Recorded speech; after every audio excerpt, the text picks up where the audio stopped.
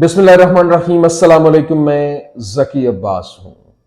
नाज़रीन, आज 19 फरवरी है, बुध का दिन है और वो है ना वातो इज़्ज़ो मंतशा वातो ज़िल्लो मंतशा। वो जिसे चाहता है इज्जत देता है और जिसे चाहता है जिल्लत देता है।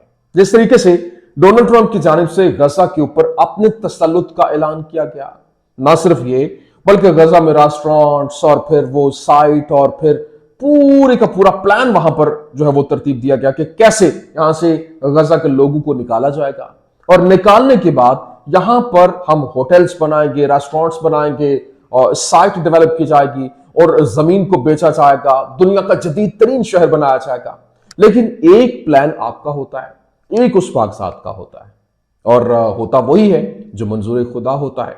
लेकिन यहां अजीब सी बात हुई और एक ऐसी तहलका खेज रिपोर्ट जारी हुई है जिसने तमाम तर जो प्लानिंग है, तमाम तर जो मंसूबे हैं, उनको खाक में मिला के रख दिया है।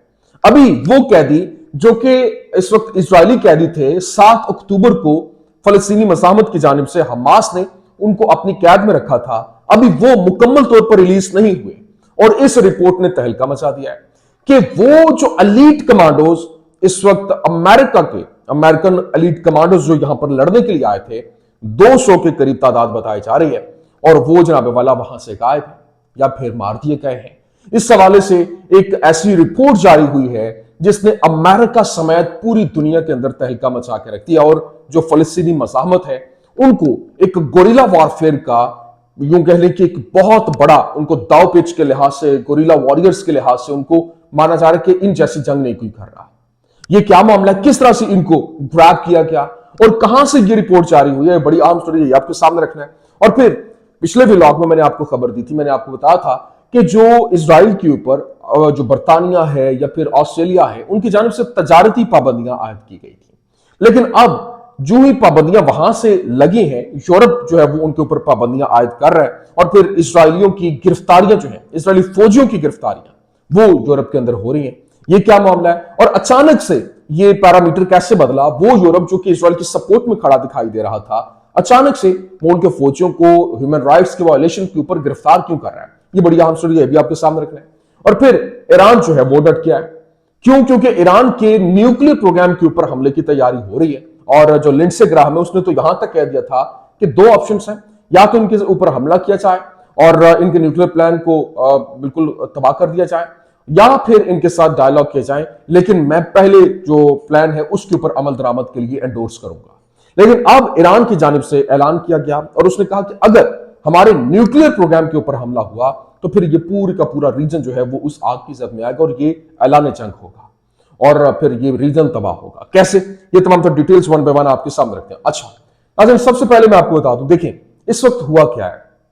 हुआ जनाब वाला ये है कि डॉक्टर आर्मिक है जो कि टर्किया का है और एक मिलिट्री एनालिस्ट है, एक डिफेंस एक्सपर्ट है और ये बड़ा बेहतरीन किस्म का मतलब एक प्रोफेसर है और उसकी जानिब से ये रिपोर्ट शाया की गई है जिसने इस वक्त पूरी दुनिया के अंदर तहलका मचा कर रख दिया है।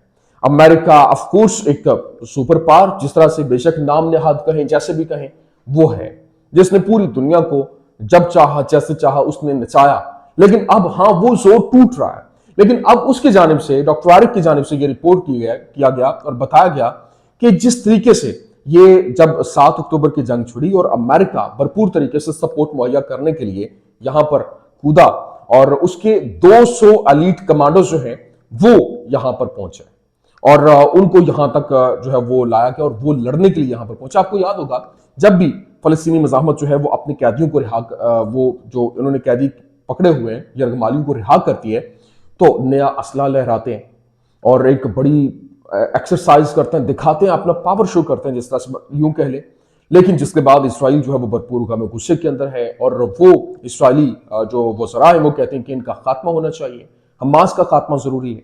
और फिर ना सिर्फ ये बल्कि वो दोबारा से ऐलान जंग की बात करते हैं कि इनके ऊपर दोबारा हमला होना चाहिए। अभी वो 250 केस से ज्यादा जो इनकी कैदी थे वही रिहा नहीं हुए कि यहां पर एक और कटा खुल गया और खबरें जो सामने आई हैं और बाकायदा तौर पर, क्योंकि देखिए जो पल्स आपने जब चेक करनी होती है, जितने भी थिंक टैंक्स हैं या फिर जितने भी बड़े बड़े ये लोग हैं, एक तो उनका अपना ऑफिशियल अकाउंट होता है और एक दूसरा अकाउंट होता है जो कि सिर्फ और सिर्फ फेक अकाउंट्स बनाकर वो अवामी पल्स लेते हैं कि वहां में हो क्या रहा है। और वहां से उस तक ये रिपोर्ट पहुंची डोनाल्ड ट्रंप तक कि वहां पर ये मामला बना कि हमारे 200 फौजी वहां पर हैं और आम फौजी नहीं है, बल्कि एलीट कमांडोस हैं, और वो एलीट कमांडोस इस वक्त यूं कह लें कि हमास की जद में है, और या तो वो गायब हो गए और या वो मारे गए हैं, कोई सुराग ही नहीं है। तो वो जो प्लानिंग इन्होंने तरतीब दी थी और वो जो इसके ऊपर तसल्लुत, अभी आप देख रहे हैं कि ट्रंप जो है वो मुकम्मल तौर पर खामोश है। वो बयान जो है, जिस तरह से वो बयानबाजी करता है, पहले उसने एक बयान दिया, फिर दूसरा, फिर तीसरा, उसने कहा जी यहां से एथनिक क्लींजिंग तो होनी है, अगर इन्होंने यरगमाली रिहा ना किए तो ये कर देंगे, हम वो कर देंगे। लेकिन एलीट कमांडोस, और बात सिर्फ यहां तक नहीं है, बल्कि ये भी बताया गया, उस डॉक्टर आयुब की जानिब से बताया गया कि 6000 जो फ्रांसीसी जो फौजी हैं, कमांडोस जो हैं, वो यहां पर लड़ने के लिए आए, तो उनमें भी मेजॉरिटी जो है वो जान की बाजी हार चुके हैं, और 20,000 से ज्यादा जो इसराइली फौजी हैं वो इसका निशाना बने हैं। लेकिन इस वक्त पूरी दुनिया के अंदर तहलका मचा हुआ कि ये हुआ तो हुआ क्या, और हुआ तो हुआ कैसे। ये एक बहुत हैरानकुन चीज है जिसने इस वक्त इनको मजबूर कर दिया कि डायलॉग के जरिए, मामला के जरिए इनके आपस में जो है वो मामला तय करने के बाद अपने लोगों को वापस लाया जाए और कंफर्मेशन ली जाए कि कहां पे हैं, क्योंकि वो वहां पर अगर कैद होते तो ये दुनिया के अंदर जो है वो एक तहलका मचा होता, लेकिन वो गायब है। इसका मतलब है कि वो इस दुनिया में नहीं है। तो इसका मतलब ये हुआ कि इस वक्त जो ये बता रहे थे कि हमारी फौजें यहां पर नहीं आ रही, ये इजराइल लड़ रहा है, तो इस वक्त उनको मुंह की खाना पड़ी है। और उनके जो अपने फौजी जो कमांडोज उन्होंने भेजे थे, बड़े खतरनाक, आपको याद होगा अफगानिस्तान में भी ऐसे हुआ था, लेकिन अफगानिस्तान में भी उनको मुंह की खाना पड़ी थी। और इसी को लेकर बरतानिया की जानिब से ये कहा गया था यूक्रेन जंग को लेकर कि यहां पे अगर तुम ऐसा करोगे तो वो ना हो कि अफगानिस्तान जैसा वहां पर भी हाल हो जिस तरह से तुम डील कर रहे हो और वहां से जंग से निकलने की कोशिश कर रहे हो। तो ये एक अहम तरीन स्टोरी थी, मैंने कहा आपके सामने रखते। लेकिन दूसरी जानिब इस वक्त जो यूं कह लें कि हालात बड़ी तेजी के साथ बदल रहे हैं, और जिस तरह से बरतानिया की जानिब से वो बरतानवी वज़ीर आज़म जो कि एक असलहा के साथ जहाज के ऊपर वो वहां पर लैंड करता है, और वो भरपूर तरीके से सपोर्ट मुहैया कर रहे थे, यमन के ऊपर बमबारी कर रहे थे इसराइल की तरफ से, क्योंकि इसराइल के ऊपर हमले जो जारी थे और जो शिप्स थी वो उनको टारगेट बनाया जा रहा था। तो अमेरिका के साथ मिलकर बरतानवी जहाज जो है वो हमलावर हुए, लेकिन अब बरतानिया की जानिब से इसराइल के ऊपर तजारती बंदिश जो है वो आयद कर दी गई, फिर ऑस्ट्रेलिया जो है, फिर यूरोप। लेकिन अब खबर जो क्या आ रही है, खबर ये है कि इस वक्त जो इजरायली ब्रॉडकास्टिंग अथॉरिटी है उसकी जानिब से बताया गया 2 Israeli soldiers rescued from arrest in Amsterdam after organizations seek to issue warrants, arrest warrants। मतलब जो इनके अरेस्ट वारंट्स जो है वो एम्स्टरडैम के अंदर जारी हुए, और जो बैरून मुमालिक के मौजूद जो फौजी हैं उनकी गिरफ्तारियों के लिए वारंट गिरफ्तारी जारी हो रहे हैं। क्यों? क्योंकि जो ऑर्गेनाइजेशंस हैं वो वहां पर ये सारे का सारा प्लान तरतीब दे रही हैं और इनके खिलाफ भरपूर तरीके से ऐलान करती हुई दिखाई दे रही हैं। और ना सिर्फ ये, आप देखिए एक तरफ रशिया है, चाइना है, ईरान है, ये एक ब्लॉक आपको दिखाई दे रहा है। अभी जिस तरह से पिछले व्लॉग में मैंने आपको बताया था कि जो रूस है और अमेरिका के दरमियान जो पहला फेज हुआ है मुलाकात का, वहां पे इत्तेफाक हुआ कि ये जंग बंद हो जानी चाहिए, और तकरीबन 123 बिलियन डॉलर का नुकसान हुआ है इस वक्त अमेरिका को और यूरोप को इनके ऊपर पाबंदियां लगा के। लेकिन अब वो पीस टॉक्स जो है वो आगे बढ़ रही हैं, और फिर रशिया के ऊपर जो पाबंदियां उन्होंने लगाने की बात की, उन्होंने वो लिफ्ट करने का ऐलान किया और कहा कि ठीक है, जंग बंदी के लिए बातचीत आगे बढ़ेगी और ये पाबंदियां खत्म होने की। लेकिन यूरोप इनकार कर रहा है, और यहां पर जो चाइना है वो इसराइल को लेकर, जो फलस्तीन की आजादी को लेकर उसने अपना मौक़िफ़ जो है वहां पर रख दिया। और उसने क्या कहा, वो कहता है जी इसराइल को लेकर उसने क्या कहा, Chinese foreign minister before the security council, जो सिक्योरिटी काउंसिल में जाने से पहले उसने ऐलान किया, it is important to adhere to the 2 state solution and push for a comprehensive just and lasting solution to the Palestinian issue. मतलब उसने कहा कि अब ये जो मामला चल रहे हैं इसमें एक ही सोल्यूशन है, और फलस्तीनी रियासत का ऐलान। फलस्तीनी रियासत के अलावा ये मसला हल नहीं हो सकता, और ये लॉन्ग लास्टिंग उसी वक्त हो सकता है जब फलस्तीनी रियासत को डिक्लेयर किया जाए और माना जाए। तो यहां पर एक पूरे का पूरा मंजरनामा बहुत तेजी के साथ तब्दील हो रहा है।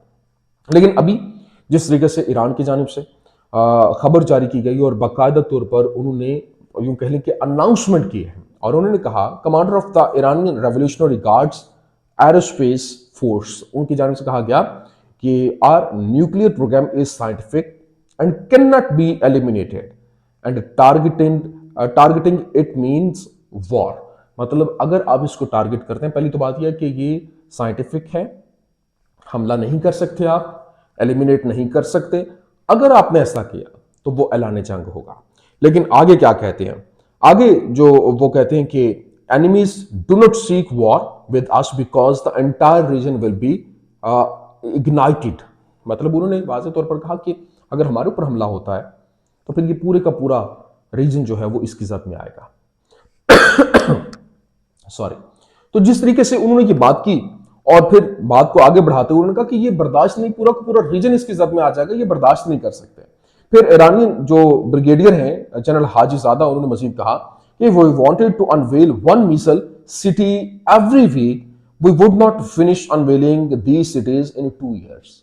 मतलब 2 साल तक भी अगर हम एक हफ्ते में एक एक जो मिसाइल सिटी जो हमने बनाए हुए हैं अगर वो अनवेल करना शुरू करें, दिखाना शुरू करें, तो 2 साल भी कम पड़ेंगे, इतना हमारे पास असलिया है। और फिर उन्होंने ये भी कहा कि the range of Iranian missiles now reaches 2000 kilometre and there are no technical obstacles to increasing it.